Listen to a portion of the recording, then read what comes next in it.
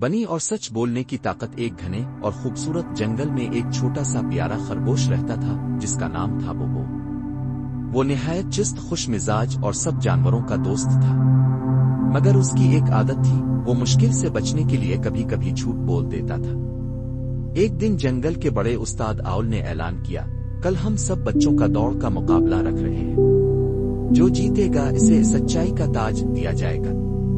بوبو بہت خوش ہوا، لیکن اس نے دوڑ کی کوئی تیاری نہیں کی۔ جب اس کے دوست ٹوٹو ٹرٹل نے پوچھا، کیا تم نے پریکٹس کی ہے؟ تو بوبو نے جھوٹ بولا، ہاں میں روزانہ دوڑتا ہوں۔ اگلے دن سب جانور میدان میں جمع ہوئے۔ بوبو نے دوڑ شروع کی، لیکن چند ہی قدموں بعد تھک گیا۔ ٹوٹو ٹرٹل آہستہ آہستہ چلا اور آخر میں جیت گیا۔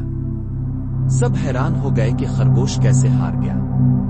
استاد آؤل نے بوبو کو بلایا اور نرمی سے پوچھا، کیا تم نے سچ میں پریکٹس کی تھی؟ بوبو نے سر جھکا لیا اور کہا، نہیں، میں نے جھوٹ بولا تاکہ سب سمجھی میں تیار ہوں۔ آؤل نے مسکرا کر کہا، سچ بولنے والا دلیر ہوتا ہے اور سچائی ہی اصل کامیابی کی کنجی ہے۔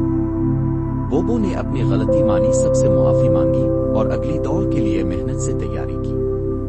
جب دوبارہ مقابلہ ہوا تو اس نے ایمانداری سے دوڑ لگائی اور پہلا انعام جیتا۔